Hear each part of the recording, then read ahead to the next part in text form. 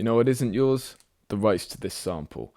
But never mind, because am I right? I watched this documentary kind of thing on Netflix about NAS's album Illmatic, and that got me thinking. You know, it was kind of about, you know, him growing up, and there was the album stuff kind of towards the end and the inspiration for that.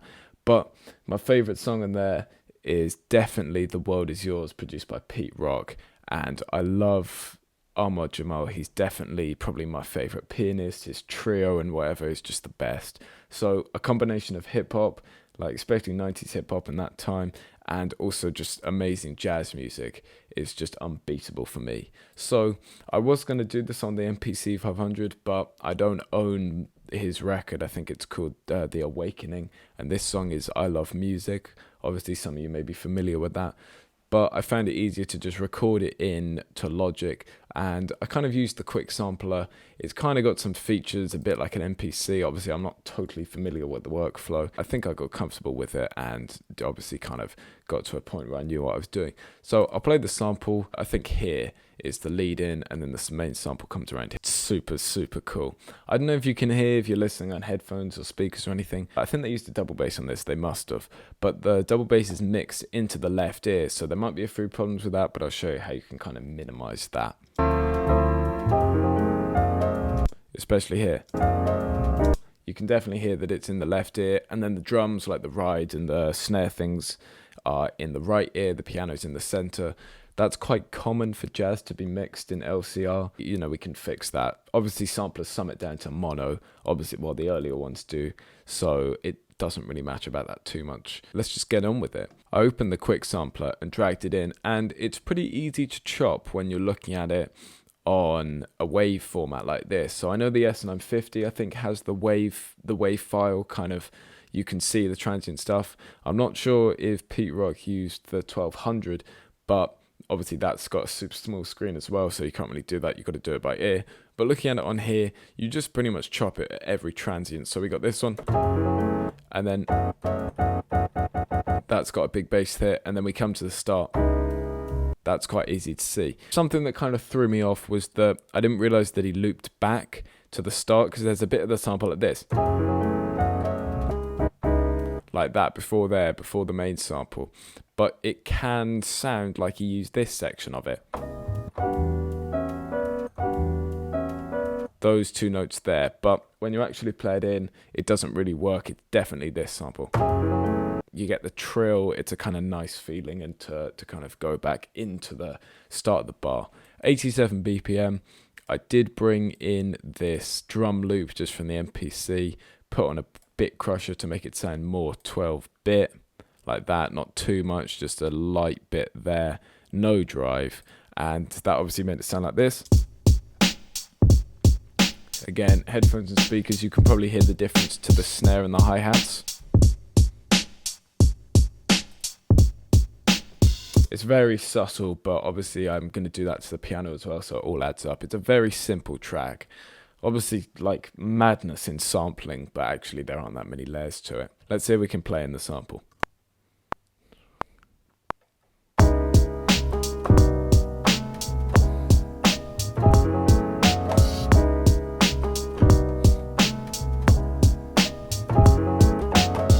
Yeah, I did a bit of messing around this before starting recording the video, and I pretty much narrowed it down to two variations. There's obviously this one, where it's nice and smooth, but there was a bit of swing in there, I noticed in the track, and so I'm not sure if he put in an extra note, but it did sound a bit blocky, so I think I'm just gonna get rid of that. We'll just make a 2-bar sequence, but let's do some MIDI editing first to make sure all the notes are in the right place. So yeah, that one, there's a gap there. Doesn't have to be perfect, because I put it on mute groups like on the MPC 500 so that it cuts off when you play one, but let's just check there are no gaps. I think that should be all fine. Just drag that there. Command R to kind of duplicate it.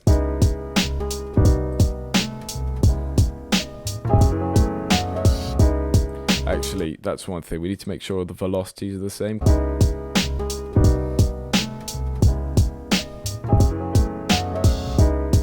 That's basically the sequence, that's the song. I'm not sure if you put like a synth bass in there, and obviously Nas does his thing over it, which just makes it sound so cool. What I'm going to do is, first of all, put the bit crusher on it, 12-bit, and then I mixed it in, put a bit of drive in there. Downsampling it 5 times is a lot. Obviously, you can see that 1 compared to like 5 is definitely a lot of kind of gaps, and I drove it a bit to give it a bit of an extra buzz.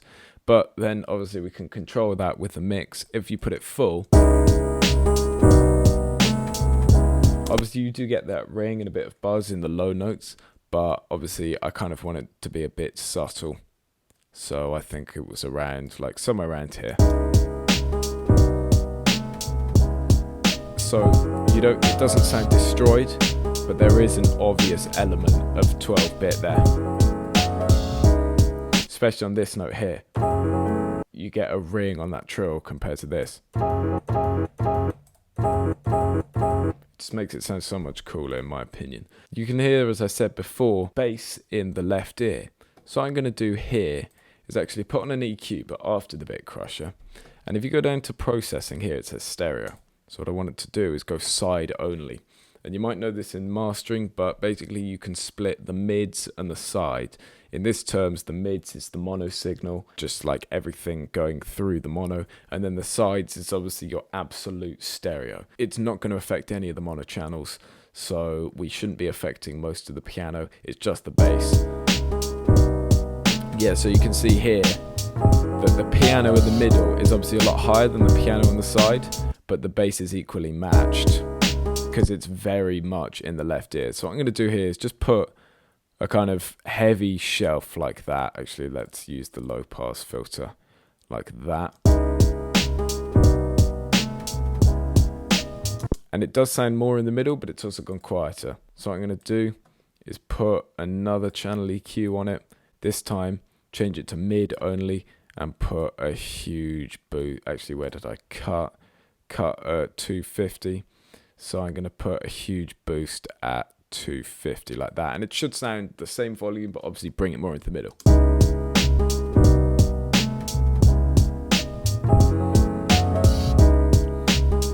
Yeah, that does sound better. You can see that obviously the bass is more in the middle than on the side here. And that's kind of what we want, because hip hop is obviously like quite, it's more centered around the bass and the kick than jazz. And so you want to kind of move it into that space.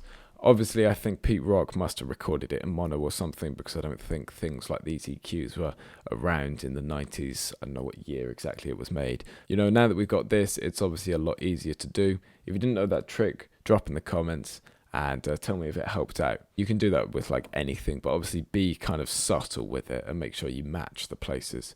Another thing that I wanted to do just to liven it up is actually use a bus. You can see here that I've put a cut going to around where the piano is. So up to about 200, 250 is where the bass is. 300 to 2K is about where the piano is. So I put a resonance boost where the piano obviously has those nice tones. Then I put on this plugin that I actually got for free in a Black Friday thing. I just put the default on there, set the reverb time to quite short. Well, that's actually quite long, but it was much short. It's much like, it was like 3 or 5 seconds. So I dropped it down, and it's got a bit of delay there. I don't need to use any of the pass settings because I've already done that. I think maybe if we turn it to 100 wet, then we can mix it in. This just gives it a bit more feeling and stuff. And then I put an imager on it to kind of spread them out and get that separation between the nice high notes in the piano, and then also the bass can just do its own thing, have its own space in mono.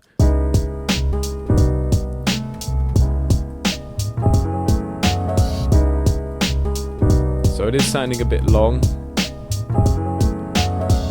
so I might drop it down to 1 second. Actually, I'm going to keep this at 0.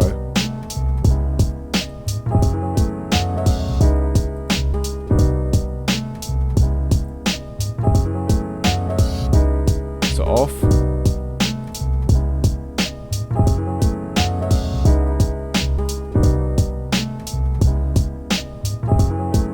Gives it a nice bit of wave, and then when you turn it off you kind of lose that, and it does sound like something's missing.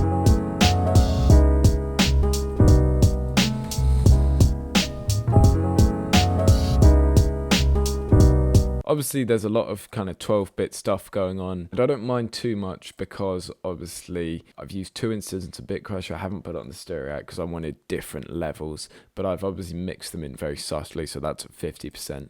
This one's at 12% or something. And then if you actually listen to the song, I'll try and get a clip of it now.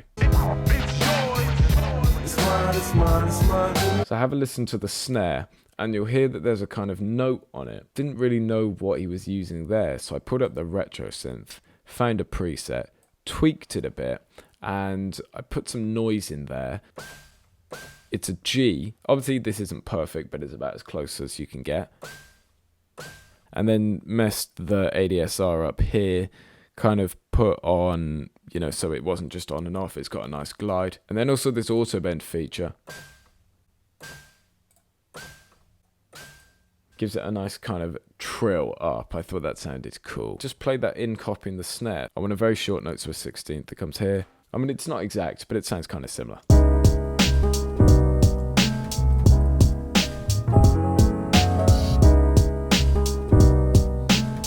mean, it's alright. It's not the worst. I might do that up, but take this down so we get more bass.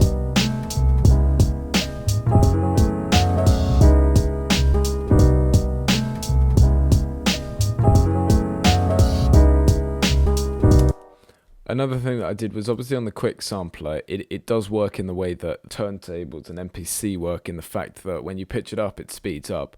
So to get the timing right, I pitched it up 35 cents.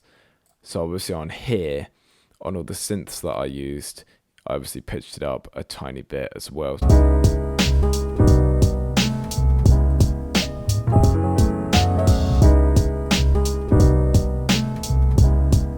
It's just such a good song. I only did that because I liked the song and I thought it was a really interesting way how he sampled it. So yeah, hope you enjoyed. Let me know if there are any other songs that you want me to kind of try and recreate, because I think it helps everyone when they're like making beats and stuff, just to see what other people do, and it might give you some more ideas of creators' way to sample when you're doing it on the MPC or whatever. So yeah, subscribe if you're not already to never miss another dope ass video like this.